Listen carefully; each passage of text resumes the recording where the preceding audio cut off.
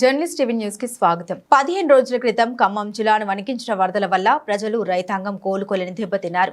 మున్నేరు పరివాహక ప్రాంతంలో వరద బీభత్సం ప్రజలు భయాందోళనకు గురిచేసింది. ప్రాణాలు అరచేతిలో పెట్టుకుని బిక్కుబిక్కుమంటూ కాలం గడిపారు.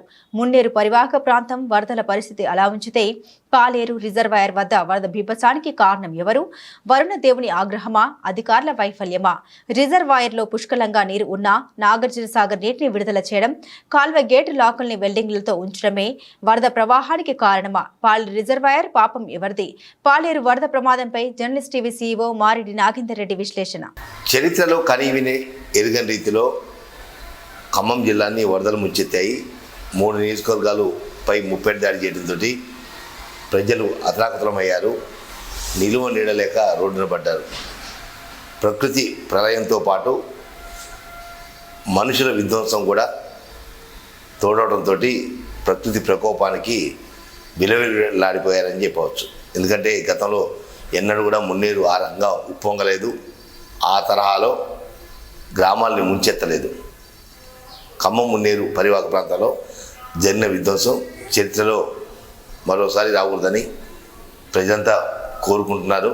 ఒక పీడకలగా అది జీవితాంతం వారిని వెంటాడుతూనే ఉంటుంది.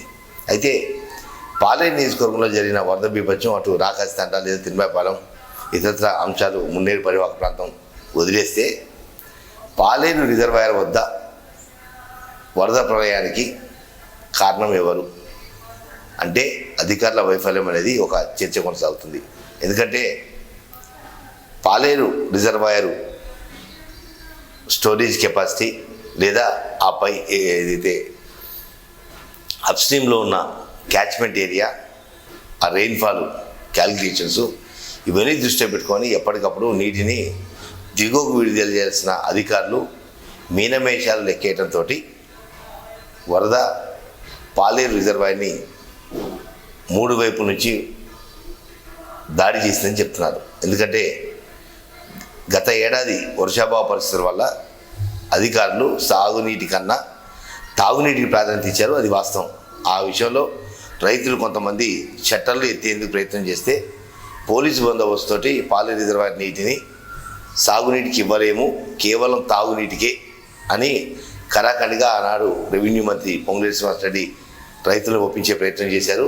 అయినా కొంతమంది రైతులు వివిధ పార్టీల ముసుగులో కొంత గేట్లు ఎత్తే ప్రయత్నం చేశారు. దాంతో ఇరిగేషన్ అధికారులు గేట్లు లాకులకు వెల్డింగ్ చేసి నీటిని ఇంకెవరు కూడా దిగువకు విడుదల చేయకుండా వెల్డింగ్ చేసి వదిలేశారు. ఆ తర్వాత తిరిగి సీజన్ ప్రారంభమైన తర్వాత అధికారులు ఆ విషయాన్ని పూర్తిగా మర్చిపోయారు. అది ఒక కారణం కాగా, రెండవ కారణం పాలేరు రిజర్వాయర్లో నీటి మట్టాన్ని అంచనా వేస్తూ అప్పటికే వాతావరణ శాఖ అలర్ట్ ఏదైతే భారీ వర్షాలు, అతి భారీ వర్షాలు అలర్ట్ ఏదైతే రెడ్ జోన్ ఏదైతే ప్రకటించిందో ఆ నేపథ్యంలో ఆ చుట్టుపక్కల ఉన్న క్యాచ్మెంట్ ఏరియాని బట్టి ఎంత నీరు రిజర్వాయర్లకు చేరే అవకాశం అనేది ఒక అంచనా వేయాల్సిన బాధ్యత నీటిపారుదల శాఖ అధికారుల మీద ఉంది. అంటే రిజర్వాయర్లో నీటి నిల్వ, క్యాచ్మెంట్ ఏరియాలో మళ్ళీ వస్తున్న వరద, ఈ రెండింటిని అంచనా వేస్తూ ఎప్పటికప్పుడు గేట్లని ఓపెన్ చేస్తూ నీటిని దిగువ ప్రాంతానికి వదలాలి. ఈ రెండింటితో పాటు మరో ప్రధానమైన తప్పిదం నాగార్జున సాగర్ ఎడమ కాలువ నుంచి నీటి విడుదల ప్రవాహం కంటిన్యూగా కొనసాగుతుంది. అంటే 3 వైపులు, అంటే రిజర్వాయర్లో ఉన్న నీరు, క్యాచ్మెంట్ ఏరియాలో వచ్చిన వరద ప్రవాహం లేదా నాగార్జున సాగర్లో వచ్చిన ఎడమ కాలువ నుంచి వచ్చే వరద ఏదైతే కాలువ నీరు, అంటే ఈ 3 కూడా ఒక్కసారిగా పాలేరు రిజర్వాయర్ వైపు రావటంతో ఏమీ చేయలేని అశక్తత ఇరిగేషన్ శాఖ అధికారులు చేతులెత్తేశారు. అయితే దీంట్లో ప్రధానమైన ఆరోపణ ఏంటంటే, ఒకవేళ కనుక వెల్డింగ్ చేసిన గేట్లు కనుక ఓపెన్ చేసి ఉంటే కట్ట తెగే అవకాశం ఉండకపోతుండే, ఇంత ప్రవాహం రాకపోతుండే, ఎప్పటికప్పుడు వచ్చిన నీరు వచ్చినట్టుగా దిగువకు వదిలి ఉంటే అసలు ఇంత బీభత్సం ఉండకపోతుందనేది కూడా ఇరిగేషన్ అధికారుల మీద ఒక ఆరోపణ వస్తుంది. అయితే భారీ వర్షాలు, అతి భారీ వర్షాలు వచ్చిన 3వ రోజు తాపీగా ఇరిగేషన్ అధికారులు పాలేరు రిజర్వాయర్ పై ఉన్న గేట్లని వెల్డింగ్లు తొలగించడం అనేది నిజంగా వాళ్ళ వైఫల్యాన్ని ఎత్తి చూపుతుంది. అంటే ఈ అంశాన్ని ప్రత్యేకంగా ఎవరు కూడా ఎక్స్పోజ్ చేయలేదు, కానీ నిజంగా జరిగిన తప్పిదం మాత్రం ఇరిగేషన్ అధికారిదే.